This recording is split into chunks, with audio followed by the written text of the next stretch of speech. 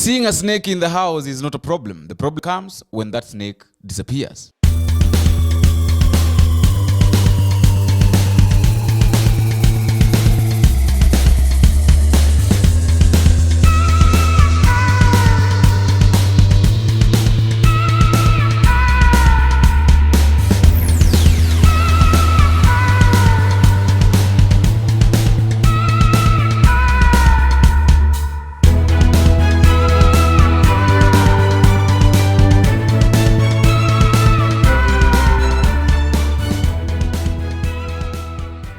Welcome back to Havana Media. My name is Boniface Owino, and as usual, I'm going to be your host for today. Now, let us talk about this issue of Limuru 3. I promised yesterday that we'll talk about it, and that is what I want us to discuss. I want us now to discuss it, to understand what this Limuru 3 means, and why is it that the government, more so the Rigathi Gachagua together with William Samoei Ruto, are trying their level best to fight against it. Because, okay, I knew, or maybe my expectation was that maybe Rigathi Gachagua would support this issue of Limuru 3. But it comes to my surprise that Rigathi Gachagua is against it. Considering the fact that Rigathi Gachagua was saying that he is the leader, is the political leader now in Mount Kenya, and anything that is supposed to be done in Mount Kenya or discussed within the mountain is supposed to be involved in.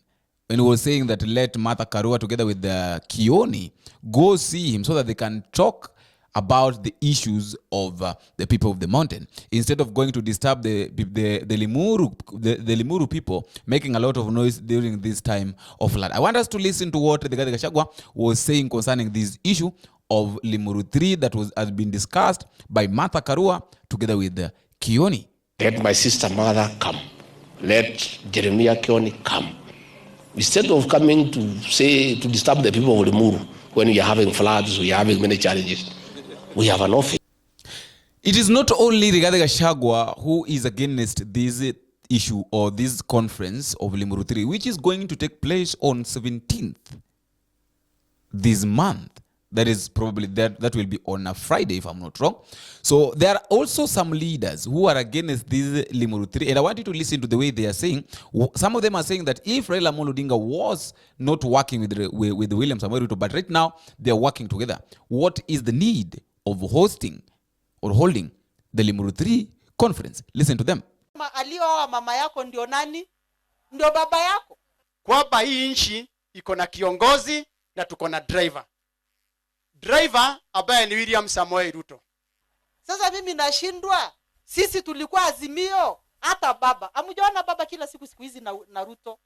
Sasa kama baba anakuja, hii Limuru 3 nyinyi mnaenda kutafuta nini? Ile vita tuko naye ni ya maendeleo.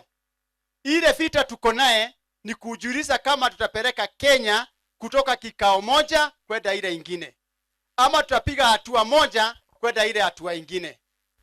Umoja wa nchi yetu ndio faida kubwa kwetu sisi kama jamii ya Mount Kenya. I will support this government in the morning, in the afternoon, and in the night. Anything that in any meeting there must be opposition, and there must be those who are opposing the motion and those who are proposing the motion. Now, those are the people that are opposing. But now let us look at the words, or let us listen to what people like Peter Kenneth was saying. Peter Kenneth was saying that if the meeting will all be about who is holding, or who is having a big head politically, then there is no need of holding a meeting. But if the meeting will be about discussing the issues that are affecting the people of the mountain, then there's a need of holding the meeting.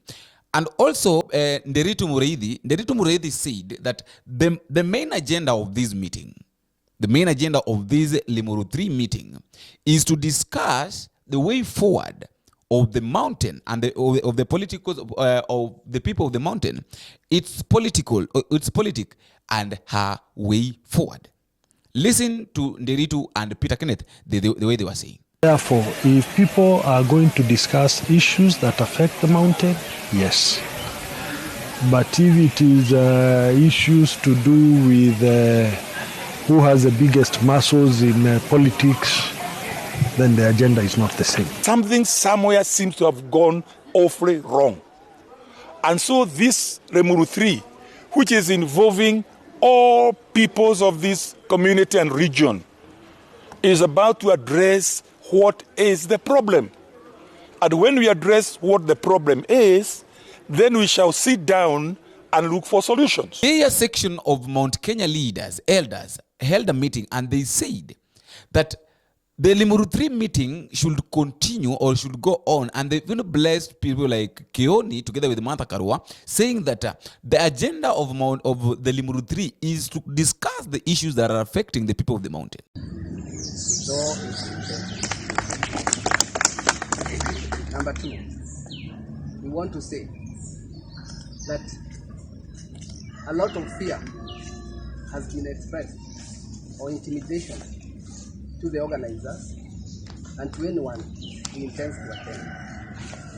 I can assure you here that according to the Constitution of Kenya, we are guaranteed the right of association, and we can associate in any manner that we want. And we are claiming that right now. Our community has a right to determine and to say how they want to be governed. And in Limuru 3, we are going exactly to say how we want to govern. Number 3, we feel that we have been assaulted in terms of what we know best, trading and business. I think all the measures that have been taken to initiate new taxes is a way of finishing our ability to survive in business. And now we are saying this must come to an end, and we must have our say. Even in taxation, we cannot be taxed by force. So in Limuru 3, we are going to express our views, and we are saying from now onwards, we are going to determine our future, both in investment, in political path, and in everything that the mountain decides, the route decides to take in the future. So, those few words, we have said that the leaders of the military have been blessed by these elders that we see here before us. We as the Kikuyu Council of Elders have endorsed them. And not only those people you see here, we have consulted throughout the country to our members. And we are in unison that this Limuru 3 must take place, and we shall be there. And we shall express ourselves. Thank you. Why is William Samoei Ruto against the Limuru 3?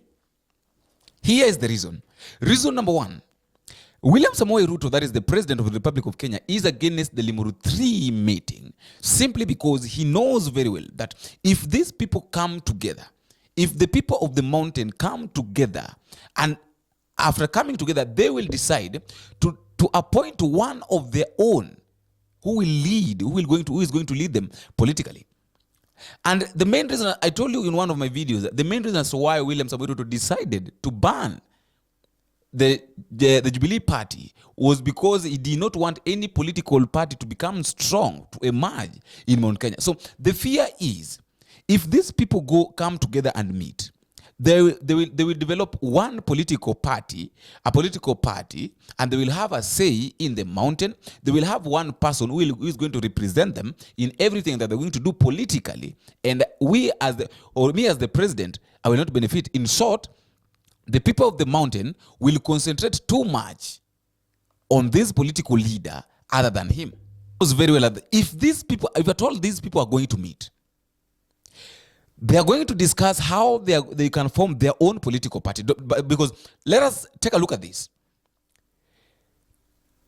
Martha Karua is saying very well, and I want you to listen to the way Martha Karua is. Martha Karua is saying that why is it that if the Luya nation, the Mulembe nation, holds a meeting of the Luyas, no one talks about it.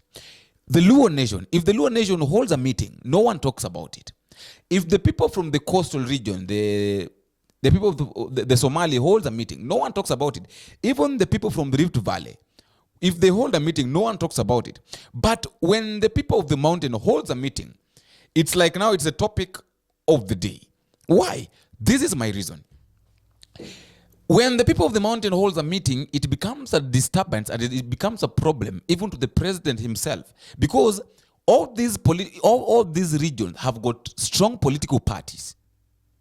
It is only in central that there is no strong political party, and William Ruto knows very well that if at all these people meet, just as I've said, if they meet, they're going to form their own party, and it become a very big problem too, because right now he knows that the Western has got political party, the Luo Nyanza has got political party.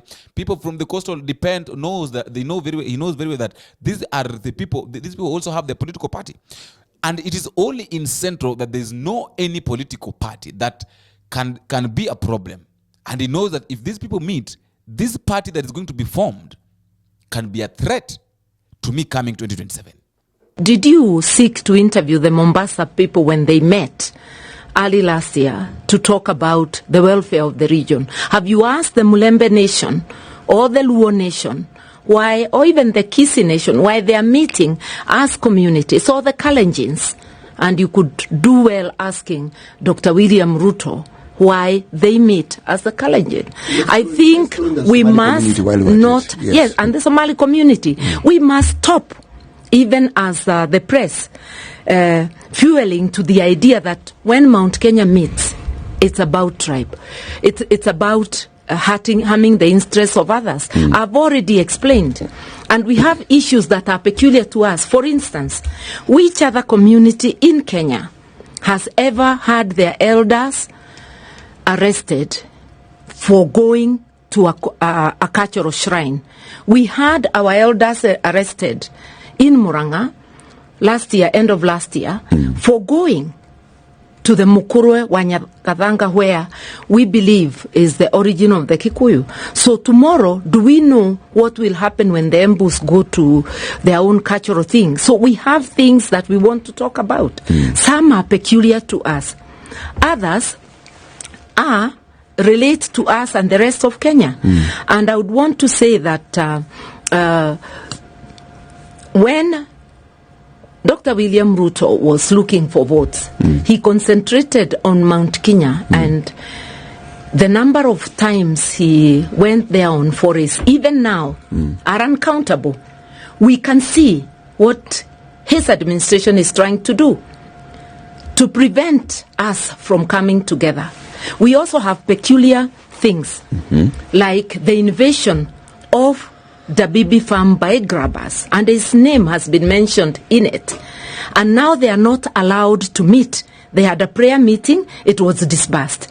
If it's over 1,000 people from whom you have grabbed 1,000 acres, how will they conduct their court case even without meeting? We can see that there's a concerted effort to scatter the people of Mount Kenya and stop them from meeting. Yet we have issues peculiar to us. Where else have you heard of a group farm owned by members of a community being invaded by this regime, except the Dabibi farm, and recently for affordable housing, when they tried to grab land at Ruiru and the community responded? We have many, many issues to discuss, some peculiar and some concerning the nation, and even those peculiar ones are an eye-opener to the rest of the country. Right. Well, I told you that the people from Central did not elect William Samoei Ruto because they loved him. Let us continue remembering that the people from Mount Kenya did not elect William Ruto to become the president of the Republic of Kenya simply because they loved him. They elected the president, that is William Samoei Ruto, because they wanted to punish Uhuru Muigai Kenyatta, simply because he said that Raila was to be, simply because Uhuru was supporting Raila to be elected as the next president to succeed him. So they wanted to show Uhuru Kenyatta that anything that you say, we cannot follow. But right now, they are crying, saying that they wish they knew. So this is what William Ruto is saying, that, okay, if these people did not elect me because they loved me or they wanted me, suppose I give them chance, I don't become strict to them, and I give them chance to do what they want, I might fail coming 2027. That is just my thought. I don't know what you think. I also want to give you a chance at the comment section so that you can tell me what you think. But what I know is that as they insist that Limuru 3 must continue, Martha Karua invited everyone to Limuru 3, and he said that I cannot be invited in a marketplace, especially if it's a talk of one-on-one. I don't accept the marketplace invitations. I don't want to think that is just my thought. I also like to give you a chance in the comment section so they can tell me what you think. But I also want to thank people who are watching us, the people like Brilliant watching us from Germany, people like Everson Siringa, people like Helmet 254. Thank you very much. May God bless you. Continue supporting this channel. Continue liking, continue sharing, and continue commenting, because it is only through your support that we are getting encouraged. This channel is growing at the rate at which it is growing. Thank you very much. Right now we are at 7,000. We are really growing, and I really appreciate you for the good work that you're doing for us. Thank you very much, and I will continue giving you updates on the things that are happening, the way they're happening, where they're happening, and who is doing them. Until we meet again, I've been your host, Boniface Wino. Bye-bye.